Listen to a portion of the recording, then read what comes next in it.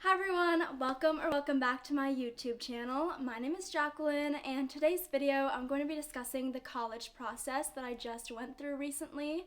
I am finally committed to a college, which feels fabulous to finally say out loud because the college process is quite stressful, especially if you are looking for a college that will best suit your individualized needs. Like in my case, I have learning disabilities, I have dyslexia and dyscalculia, and that was a huge factor when trying to search for the perfect college that would help me out with my learning disabilities. So I think it's a little bit more stressful when you have that disability aspect or when you have that just individualized needs in general. I am finally done with it. However, I want to talk about my experience looking for colleges that would suit my needs and that type of process because I don't think a lot of people talk about it. So let's chat about that today. The very first thing that my parents and I did was hire a college planner, and that was super helpful. But if you are unsure what a college planner does, let me tell you about it.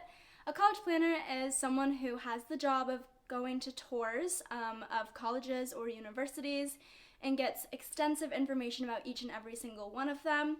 Then they will meet with clients and figure out their information and see if the colleges that they have attended previously will match with the student that is their client. But let me backtrack a little bit more. A college planner will also meet with students one-on-one, they'll meet with parents one-on-one, try to get both sides of the story of what the parents want, what the students want. Then there might be a meeting with both the students and the parents together.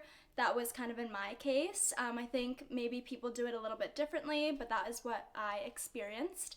And the college planner gave me a list of qualities that colleges have, and I ranked them from most important in my opinion to least important in my opinion.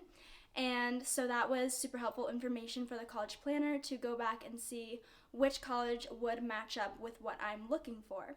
Now, I also described my learning disability situation to the college planner and said that I really am looking for an institution that will best suit my needs with having two learning disabilities, dyslexia and dyscalculia.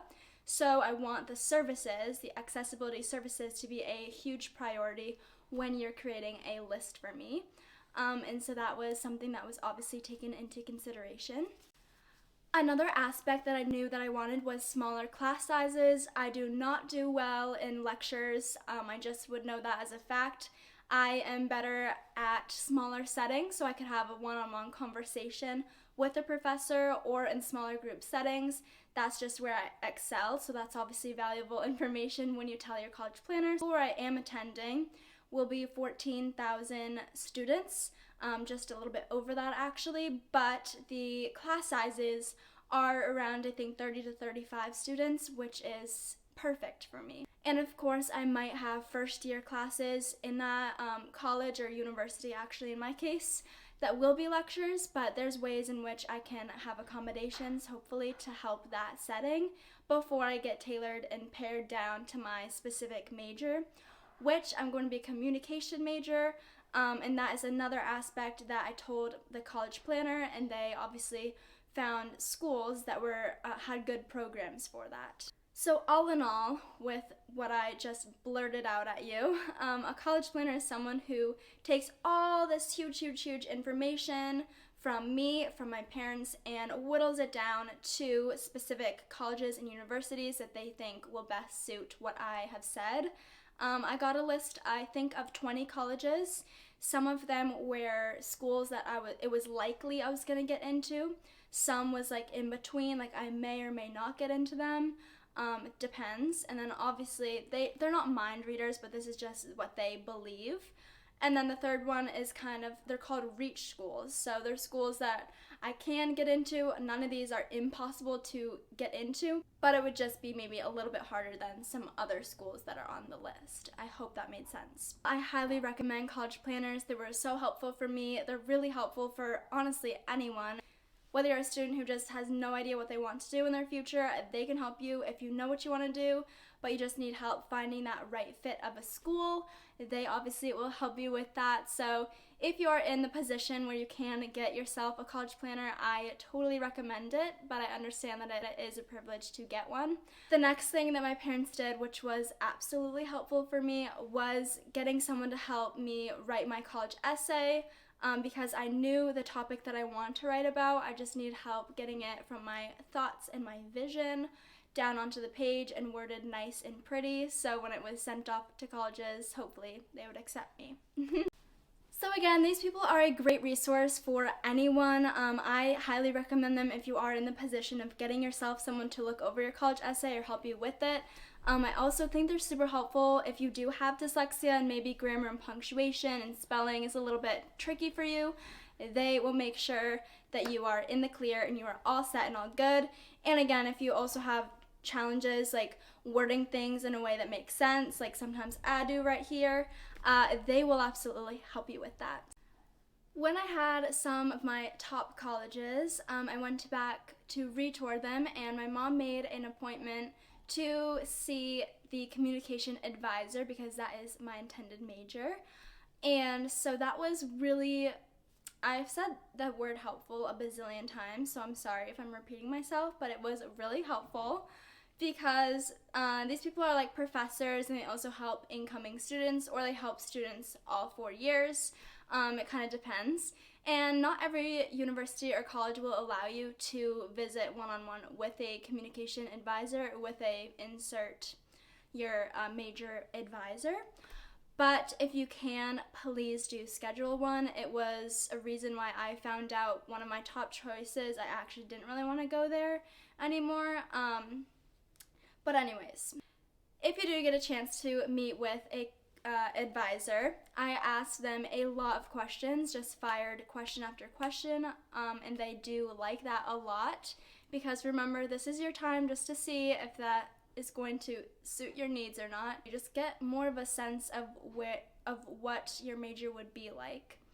The other thing that I asked, I got to see, I think, 2 college advisors, and I got to ask another professor at a different time about the foreign language requirement in my case. I was told when I was 14 years old that I should not be taking a foreign language in high school with English characteristics, and all of the ones that were offered at my high school had English characteristics because my first language of English is already hard for me because I do have dyslexia, so it wouldn't make sense to continue taking another foreign language on top of that and also be confused with that language, you know? So colleges usually do want students to take at least 1 or 2 years of a foreign language, and I did not do that in high school, and I do not plan to do it in college. So that was a huge thing that I had to ask either the college planner or someone else who would be aware of that, if there was a waiver and or if it was required for that specific school that I was touring. Another thing that I did get to ask the advisor if I did less of a course load when I first entered college and I needed to make up some work, make up some credits, if there was summer school as an option and how that worked out, if there was half credit courses and how that worked out. So all these things just to plant in your mind because it was something that I didn't know I was supposed to ask, but my parents knew, and it was really lovely information to learn about. Hi everyone, it's Jacqueline. I'm editing this part in to talk about the accessibility services, so let's chat real quickly. The accessibility services is super helpful to see on your next tour to ask all sorts of questions, but if you do have an IEP in high school, it does not carry over to college, however your accommodations do.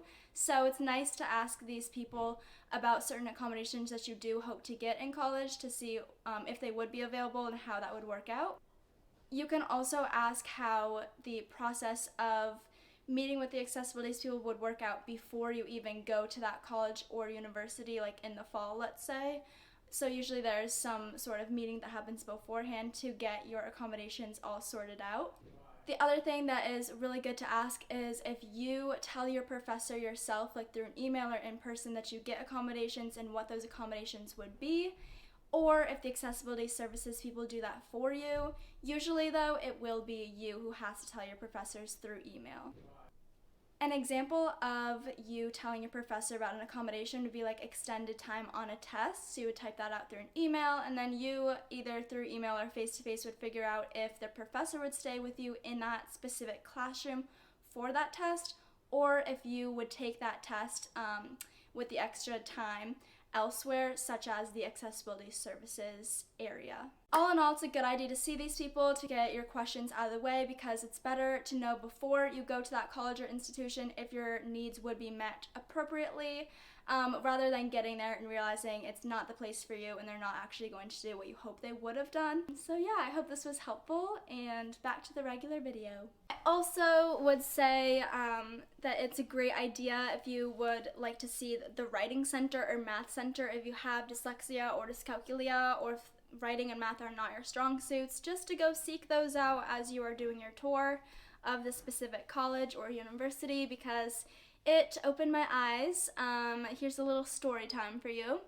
I had a top college and I went to see the tutoring services, and I learned that they do not do in-person tutoring. Instead, they do a third company. So basically, they have a contract with people who are like an online tutoring source, and so they have students who you can connect with online. And if you would like to meet up in person to do tutoring, it's not always guaranteed. If you have a course that you need tutoring with and that's not available with someone from your specific college or university, then they might contract out to find someone who can help you with that class that you need tutored with, but they may have not taken that class. They just might be well versed in some of the areas that you're having challenges with. So basically, knowing my needs, I would want one-on-one in-person tutoring or small group in-person tutoring, and that just wasn't an option for that specific institution. So because of that reason and because of another reason, I decided to scratch it off my list and go with my other choices, and I found a better fit. But just, I would not have known this if I didn't go and seek out this information about tutoring. So again, it helps to ask, it helps to be aware, and to kind of just figure out how your needs are going to be supported, what are your top priorities that you want, and make sure that they will be supported, as I just said 2 seconds ago. But yeah. Well everyone, that wraps up today's video. We talked about college planners, people who can help you with your college essay, asking for to speak with an advisor, and also accessibility services. Those are kind of the things that my parents and I did to try to figure out the institution that would best suit my individualized needs. I hope it was helpful to hear about these aspects that you can do on your next college tour, or whenever you do college tours, because it makes it a little bit less terrifying having more information when you do tour, and you're not going to an institution and then you get there and you're like, whoa, this is not going to be beneficial for me and my needs. So it's better to get it done beforehand and ask all the questions that you have. If you are in high school and you're going on college tours, save this video. If you know someone who you think will benefit from this video, share it with them. And last but not least, like, subscribe, and comment any questions you have. I also have an email. I can paste my socials and email on the screen. If you'd like more information about learning disabilities, make sure to check out my social media accounts. Thank you so much for clicking on today's video and watching it this far. I truly appreciate it, and I hope to see you on the next video. Bye everyone!